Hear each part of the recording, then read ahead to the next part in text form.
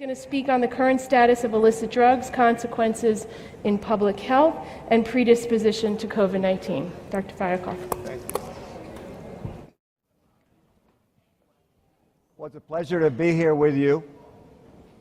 And I want to actually thank, Somos, Montefiore, Albert Einstein, Health First, and, especially I think it's important to recognize Dr. Tallaj, who has put this tremendous convention, conference, symposium together. I think we should give him a round of applause, don't you?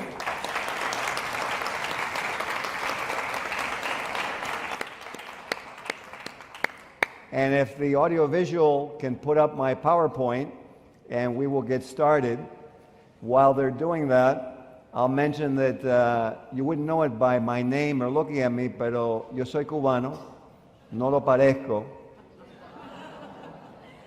Y no es un truco, y sabo bailar un poco, y, aunque soy doctor, soy también un hombre que le gusta bailar. Y parece que ellos quieren que yo hable de España, so no hay problema, porque mi esposa María y yo estuvimos aquí ya unos días. Yo no sé si yo estoy supuesto a mover esto. Oh, aquí lo tenemos, ok. Muchas gracias. Y mi padre era médico en Cuba, Rubén. Mi mamá era farmacéutica. Y entonces, lo que estamos hablando y vamos a hablar hoy es algo sumamente importante. Yo soy presidente de algo que yo creo que muchos de ustedes ya lo han visto, lo han obtenido, que se llama Mundo Libre de Drogas, en inglés se llama Drug Free World, y es en 22 idiomas. Te quiero decirlo porque tenemos que educar. No es mi opinión, sino la conclusión del ONU. I'm sorry, I'm speaking in Spanish. The conclusion, I'm like the other guy, you get me started in Spanish, I know I'm supposed to be in English. So let me continue in English. So what we're going to be speaking about today is very important, and it's education, but I'm going to give you why. And the United Nations 2016 UNGAS World Conference came up with a solution: education and prevention.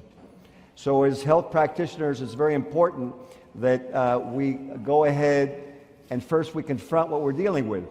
And we've been dealing, and obviously this convention is dealing with things to do with healthcare and COVID. And mine is particularly on the truth. Now, not my philosophy, but the scientific truth about vaping, about marijuana and CBD, which obviously seems like it's all over the world and like it's fine. So let's really see what the science shows.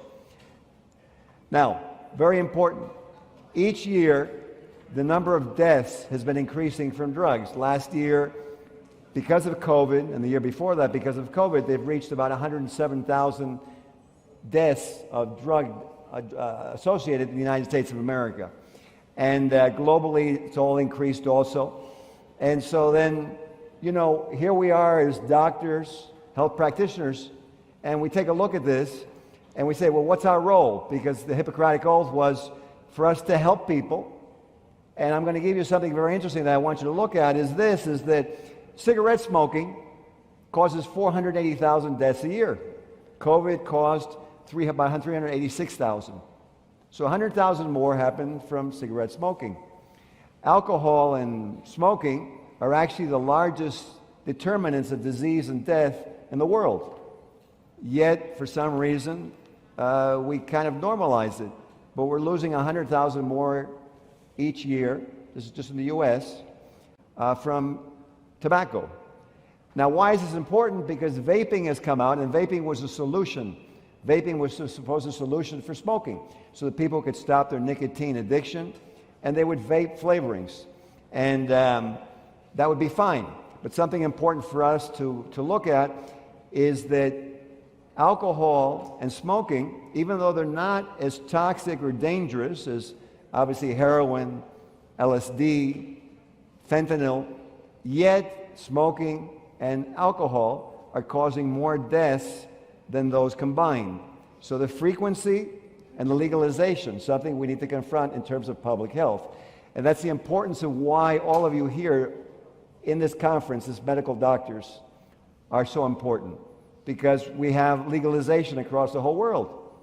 But I'm going to show you science that goes 100% against it. And you say, well, how is this possible? What's going on? This is the importance of all of you at this conference, and that's why Dr. Tallaj wanted me to give this talk. Now, I'm a 40-year New York City surgeon. I do dental implants. I do periodontal surgery all day long in the office.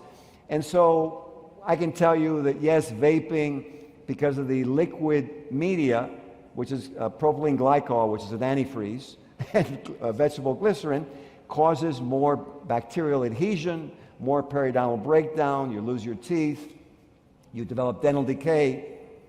But then we're talking about something, it's not life-threatening, right? Let's talk about the, as health practitioners, more important than just a smile. The smile is important, but we can't overlook the fact of our health, our lives, right? Morbidity. That's really much more important. So let's take a look now just at vaping. So vaping seems innocuous, and yet we're going to take a look at this now. The heating element of the vapes is actually very toxic, and it by itself has tin, arsenic, lead, and nickel. So just the metal heating element, when the person puts it to their mouth, they're inhaling all these directly into the lung. Toxicity, obviously, disease, cancer. Now, the media or the flavorings, I know some of you probably show your age like me. I used to go to Blockbuster Video. And at Blockbuster Video, I would buy butter-flavored popcorn, right? How many of you did that? Yep. Exactly. So what would happen is, in those factories, the workers from breathing the ambient air developed bronchiolitis obliterans, which in lay terms is popcorn lung. Now, the problem is that the same flavorings are in the vapes, and those flavorings now are not in the ambient air, but are directly inhaled into the lung. And we're talking about now in the time of COVID, concern about immune system, concern about respiratory inhalation. And here we have these young people going across the whole world vaping and taking in these flavorings, which are toxic, into their bodies. Now, we've talked about the metal, the media, and the flavoring. We haven't even mentioned anything else yet, so now we're going to get into nicotine. The nicotine in the vapes is going to cause, as we all know, addiction. It's going to cause permanent brain damage in young people whose mental capacity, whose brain development is ongoing. Let's not even get into the marijuana. We're just talking about the nicotine itself.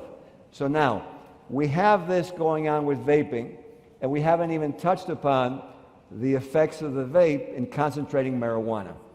So then you say, well, my God, we should be controlling this. And here's an example, what I was talking about, with the damage that the vaping does from these flavorings. And there you have it on the screen. Now, we haven't even touched upon marijuana, which obviously can be vaped and concentrate to very high levels. We're just talking about the vape itself, which someone may say to you as the father, well, Dad, I'm just going to vape. It's not a problem. I'm not going to use any drug. I'm not going to use it to inhale anything. And this is going directly into the lung. We've talked about the fact of how the nicotine is affecting the brain development. It's irreversible. And, there's different things that happen with acid reflux, with obviously lung damage that we mentioned to you, and negative reproductive effects to young people. Obviously, we don't want to do that, but that happens also. So conclusions. Well, the conclusions is obviously that we shouldn't have vaping, because the vaping, if we normalize it, and we look at what we've already done by normalizing cigarette smoking and alcohol, we're going to have tremendous death rate. But now we're talking about a death rate in a young population, which is very important because it's the future of our families. I mean, as I'm talking to you here as a doctor, I also want to bring out that we're fathers, we're mothers. And somehow I think now as health professionals, we have to take our doctor hat and become the father and the mother of the society. And Dr. Tallaj and I were talking about this in New York, that this is why the importance of our group here. and my friend Dr. Taveras over here to my right, we've spoken about this. We need to go out into the world, and we're going to have to be the mother and father. We may not be liked, but we're going to need to save their lives. So we can't look for approval, and we're going to need to wake people up, because obviously I don't want to beat on anyone. I like to, include. I'm very inclusive. That's how I've been at the UN many times, but we have to look at the reality that we're going to have to face as health practitioners. Now, we're talking about all this also in the face of COVID. And we're worried about COVID, but I told you the mortality statistics already. And you say, well, why aren't we worrying about smoking? And now we have vaping. And we have the vaping is actually very addictive, and anyone who vapes actually ends up smoking. So the solution became the disease. Like heroin was a solution for morphine. I don't know if you realize that, but heroin was the antidote, like methadone. So now we had heroin at the turn of the century as the antidote for morphine. But what did it turn out? Now we treat heroin addiction, right? And so there's always this cycle with drugs that we all know about as practitioners, that whatever you give eventually becomes a problem, or this person with sinus problems, the ephedrine doesn't work anymore, or the antihistamine doesn't work anymore, we elevate the dose, we change the medication, right? We do this because this is a cycle of any drug. The drug is not going to be a permanent solution. Let's go on. So now, let's add marijuana now. So now you say, well, wow, it's bad enough already, but now we're going to add marijuana. Basically, marijuana seems to have been legalized or made, no problem. It's a banal thing, We were talking today early in the morning about this with a group of friends of mine. And let's add this now. So let's talk a little about marijuana. So you have basically hemp, and THC and CBD are in both hemp, which is more used for CBD, and the marijuana, which obviously is used more for the THC. Hemp contains much more CBD. Something that I want you to realize is that the chemical structure of the CBD and the THC is very similar. There's only one little bond that's different. And what happens is if you get that CBD in an acidic environment, guess what happens? You know it already. Good. It turns into THC, which explains why sometimes we have these studies that are saying, well, but CBD is getting them high. How is that possible? Because the CBD is being transformed in an acid environment into THC. And then many of you probably already know that this is something new that's not even in worrying about THC, is THP. And THP, which has been recently discovered as a natural product, is 33% more potent than THC. I don't know how many of you realize that. You go online, look up THP, and you'll see that THP is 33% more potent than THC. You say, well, wow, Dr. Fialkoff, but hold on. You haven't even told me what's going to happen when I concentrate the THC. That's correct. I haven't told you. But I want to elicit your attention, because you're saying to yourselves, well, how is this happening in the world then? Now, let's go. We have a lot to cover. I only have half an hour, so I have to go very quickly. I would delete some of these things. Now, CBD has been touted for many, many, many diseases, inflammatory problems. Why? Because it hits the CB2 receptor, which is more external, and so it treats inflammatory or immune type of problems. That's the supposed reason for using the CBD. But CBD has not been approved in the United States for anything except two uses. One is epilepsy, and one is cancer, nausea, and vomiting. So CBD has not been approved by the FDA for anything else. But you say, but how's that possible? Because I see it on the streets over here. As I was walking to the hotel, they had a CBD store with over-the-counter products. Wonderful. And I can tell you, let me just go forward, because we have a lot to cover, as I said. It's not here, but let's see. I want to show you the, okay. This is the approval. You can see one is cannabidiol, Epidiolex, for epilepsy. One is dronabinol, which is for nausea and vomiting. Now, what's important to realize is the amount of CBD is not regulated. So what the Mayo Clinic found, that CBD products, many of them, were different levels of CBD than they were supposed to be. Now, why is that important? Because CBD competes in the liver with the enzymes, and it alters the enzyme function hepatically. So what happens? We take something like acetaminophen, simple Tylenol, but they're on CBD. Now the acetamin works differently because the dosage, the half-life is altered. Or we take warfarin. a blood thinner, right? I'm a surgeon, so I deal a lot with blood thinners, anticoagulants. I do a lot of surgery. But the CBD alters the warfarin concentration. So obviously we're going to may have problems with bleeding. How about general anesthesia, right? Because now we're altering the general anesthesia. Or my friend, Dr. Taveras, who maybe is giving something to his patients, and the person doesn't tell him they're taking CBD, and now his patient, maybe goes unconscious or has difficulty breathing, or God knows what could happen. Obviously, we all know there's a myriad of different symptoms that can occur, but this is what CBD does. But where do we see that published anywhere? Where do we see any company putting this out? They're not. And now, there's basically two receptors, the CB1, which causes the euphoria, that's what the THC binds to, the CB2, which is basically what the CBD binds to, okay? And both of them are found in the endocannabinoid system, which is a system that has to do with our physiology, our homeostasis, and it basically, has to do with our immunity and keeping us healthy, keeping us sane. Now,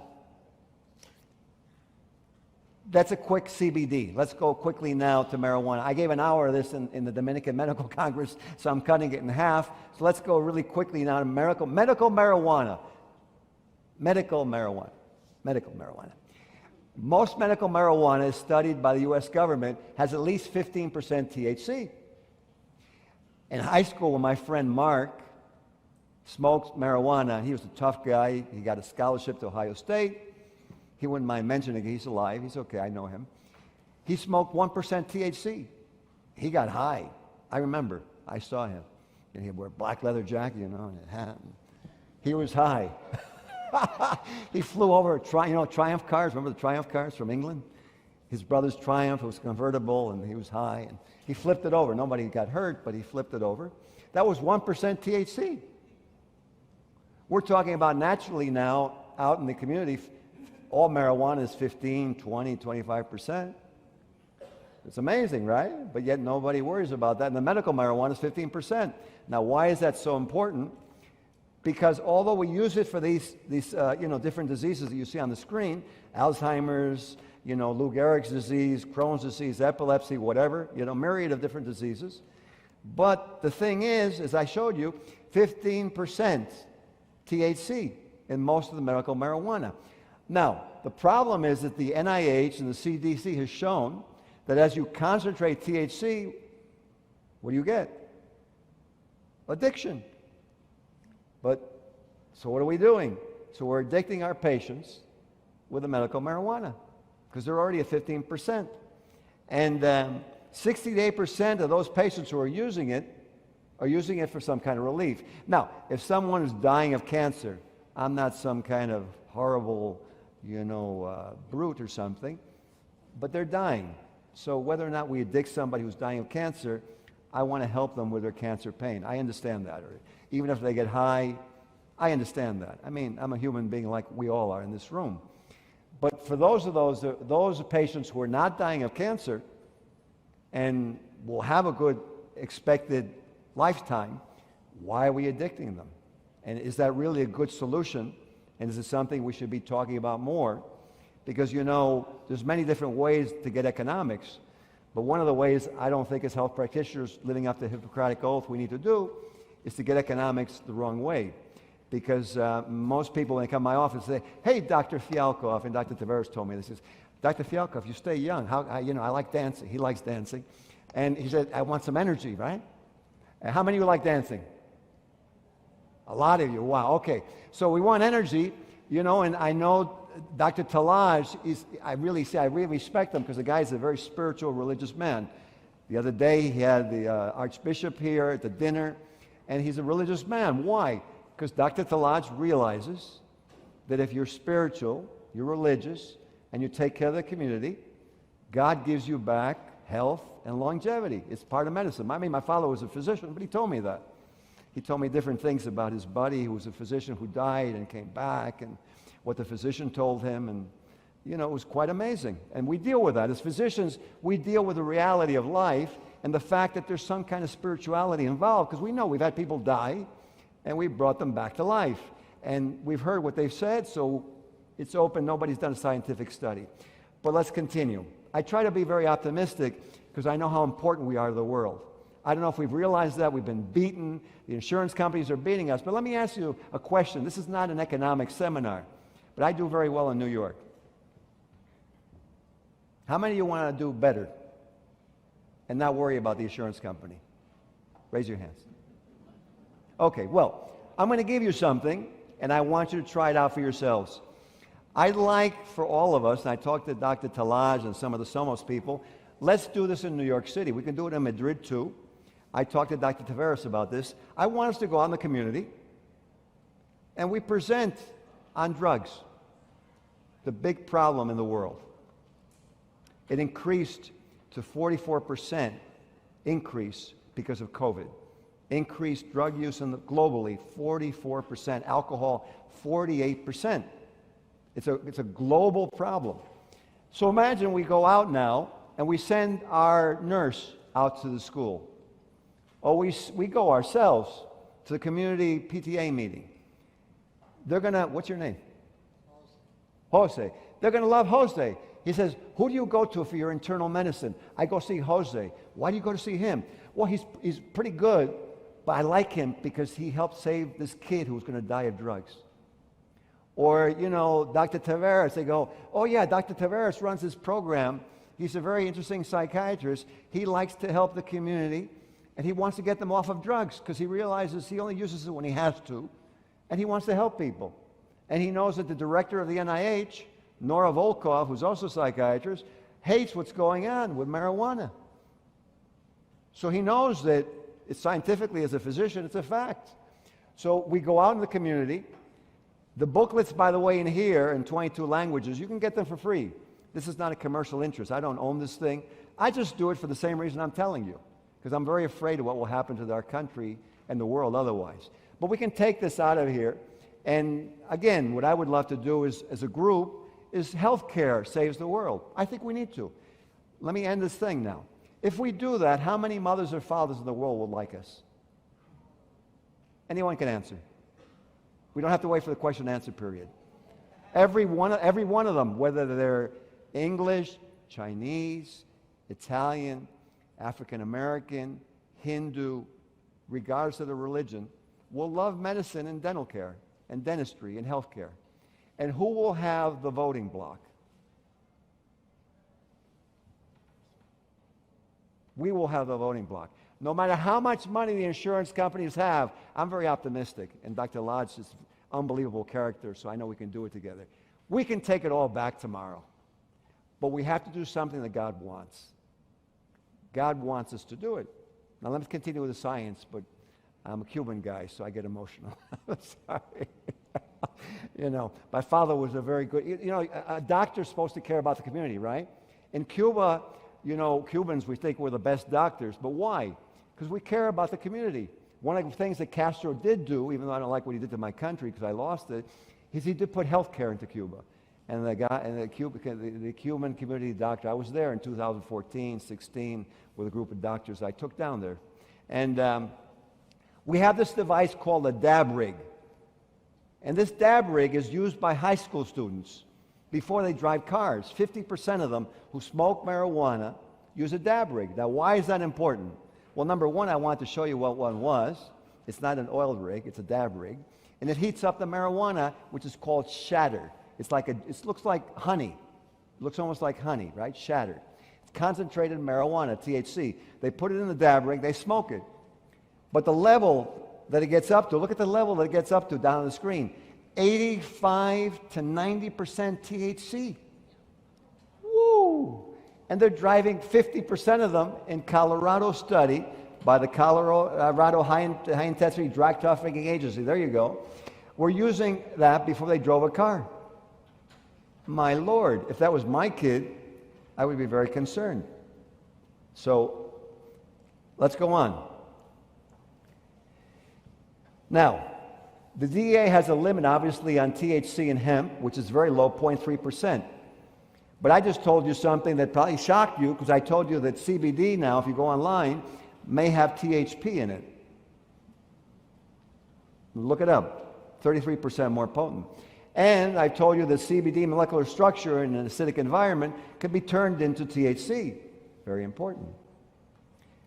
So in reality, all of these drugs are Schedule 1 because they're really no accepted medical use. And if we really look at it as a physician, what use are we using it for? Okay, again, people who are dying, no problem. I have no problem with that. Now, well, no, but medical marijuana is very good because it's going to prevent opioid use disorder. Fallacy, incorrect. NIH, CDC, Dr. Nora Volkov, Director NIH, totally fallacy. All scientific studies show that marijuana increases opioid use. It is totally addictive. I'm not giving you a philosophy. All these things are NIH, CDC. Now, 3 of 10 marijuana users become addicted to marijuana use. Now, again, while we're doing this, because sometimes I think in healthcare we've lost something. I don't know why. I think maybe because the world has kind of muted us down, muting us, or like we feel like we can't be a real doctor or something. But I disagree. I think we're doctors. We went through a lot of schooling. We're very good people. We like to help people. And we deserve to take that role. Now, this is a New England Journal of Medicine. This is just vaping. If a teenager vapes, they'll drink 43% compared to 6%. That's a tremendous change. If they vape, 26% versus 7% will use opioids. This is in high school now. And cocaine, 14% versus 1%. This is New England Journal of Medicine. Let me go on. Obviously, my dental association has no approved use for CBD or medical marijuana, so we'll just skip over that.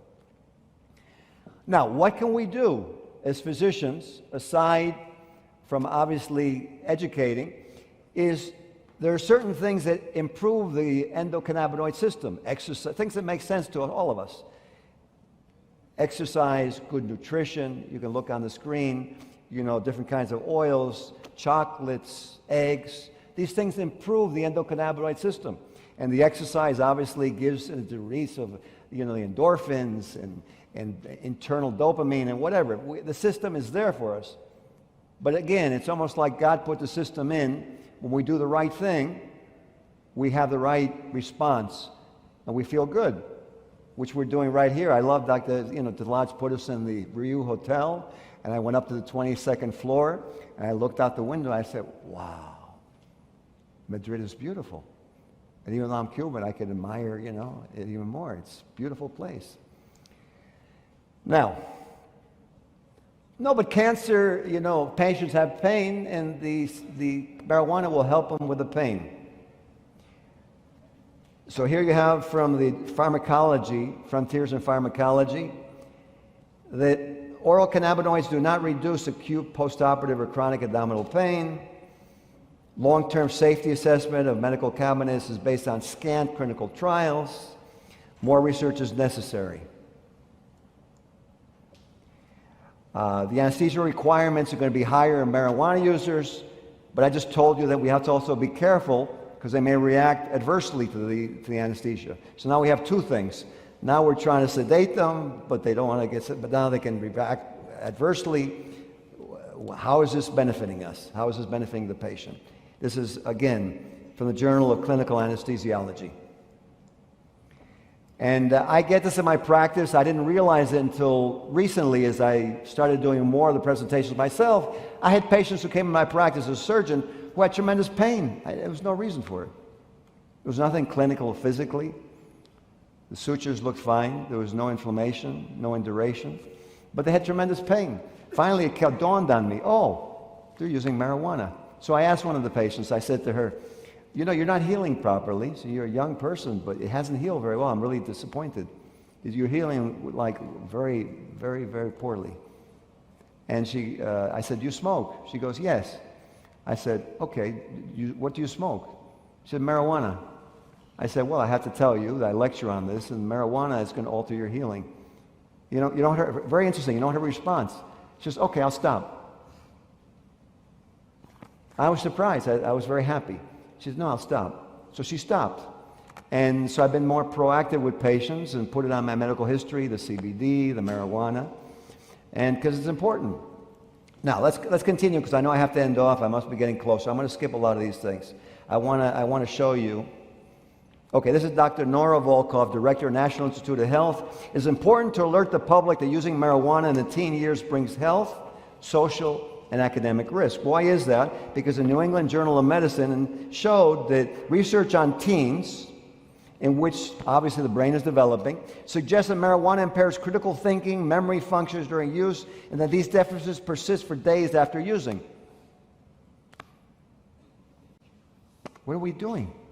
How can we allow these other segments to do this to our teenagers? Our society depends on the doctors. And I think it's time that the doctors took back our role and not worry about, I'll stay calm, the insurance company, but tell them what to do. But it's like anything else in life, if we're going to tell them what to do, we have to get the approval. Just like when I get in trouble with my wife, I have to listen to her. And many times she's right. You know, she's correct. She's in the back there. And usually when I do, even though sometimes it's difficult, things get better.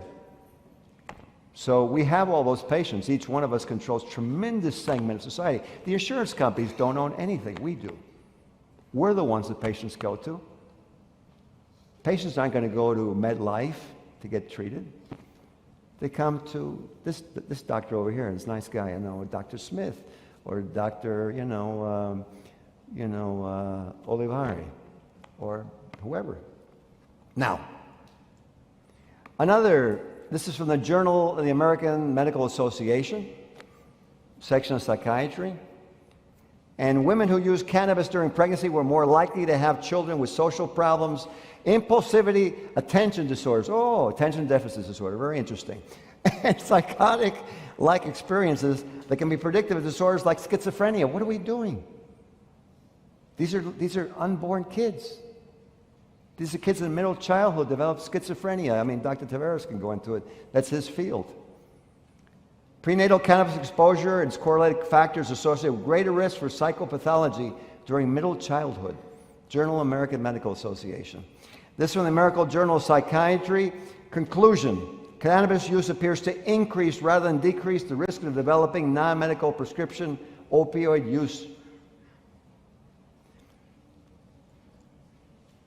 Now, I want to show you these graphs. These graphs behind you show how good we are as health practitioners. The graphs you see going down are what we did, all the health professions, when we decided to prescribe less opioids. And you can see that we did a great job. Okay? But yet, you see the graphs on the left are increasing in California. Heroin. How's that possible? Cocaine. Very simple, I just told you. What has been legalized? What's not being looked at scientifically? What are all the studies being ignored on? And look at the graphs. Again, these are government graphs. These are not my philosophies. Nothing I've given you is philosophy, and you're all free to have my presentation. My whole purpose is for us to save our children. Because we're complaining so much, but without a family structure, what are we going to have? If there's no family structure, there will be no society. And there will be no one knowing the difference between right or wrong. We can blame the teachers, but we need to have a family structure. I've told you this one already. Now, I went to this conference at the UN. I go there a lot. And the consensus of the UNGAS Convention at the UN in 2016 was that education and prevention were going to be the long-term solution. There are people already addicted. I'm totally with you. But let's look at the ones who are not yet and what's been going on. So education and prevention. So I'll just give you something that I do. And the top left, there you see me at the Dominican Medical Dental Congress in May. Dr. Hanette Gomez, who's the president, invited me to speak to a group of physicians and dentists. We had a great time. We had this program there. And on the right, we were recognized at the NASDAQ, and we rang the bell. And that was with my daughter Megan. My wife Maria does the program also in the back. And, you know, we get a lot, as you see, there's pictures of different doctors with me. And like I said, we can take this and take this presentation, and I would be more than happy working with all of you to take back our profession and to basically make insurance coverage be ethical and equitable. And I don't want to put the insurance companies out of business, because everyone in this room does something, and somebody's making these lights. That man is recording what I'm doing, and the hotel gave us a hotel. Each one of us has a role in life. So I don't want to take away the insurance company's ability, but you know what? Maybe they also feel bad about it, and they would like to do something, but they won't learn unless we as doctors show them the science and let them know what to do. It's a lot of fun doing this. You know, I get a lot of positive energy from it. That was the American Dental Association newspaper in May on the left, and there's a Cuban guy in charge of it, Dr. Cesar Sabates. He's the president of the ADA, and you know, so he said, "Ben, ¿qué vamos a hacer?" And I said, "Vamos a hacer algo, vamos a tratar, hay que tratar, no podemos morir." We got to try. For those of you who don't speak Spanish, we can't just roll over and die. We got to try. So he said, "Okay, I'll put you in the newsletter." So they put a whole newsletter on it. On the upper right, I don't know, how many of you know basketball? Okay, so you know who that is on the upper right? He used to have an afro. He used to like dunk the ball. Everybody loved him. That's Julius Erving. That's Dr. J on the upper right. You see him with a hat. It was in the Scranton training facility. And he loves, you know, helping kids. So we help kids. And on the lower, those are some mayors. You see on the bottom right, those are some mayors. And, you know, the mayors in all these cities are going to do this accord. Now, why is this important for us as physicians? Because if we have all the mayors with us, because they realize they have a problem, and then we're going to let them know that as doctors, this is true, that we have to control this, and that we're going to do it for him, whether it's a woman mayor or a male mayor, irrespective, they're going to be very happy with us. And we're going to have all the government on our side.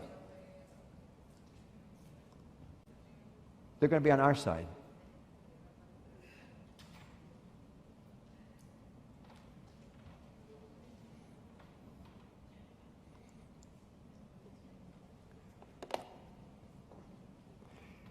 I want to know if on something.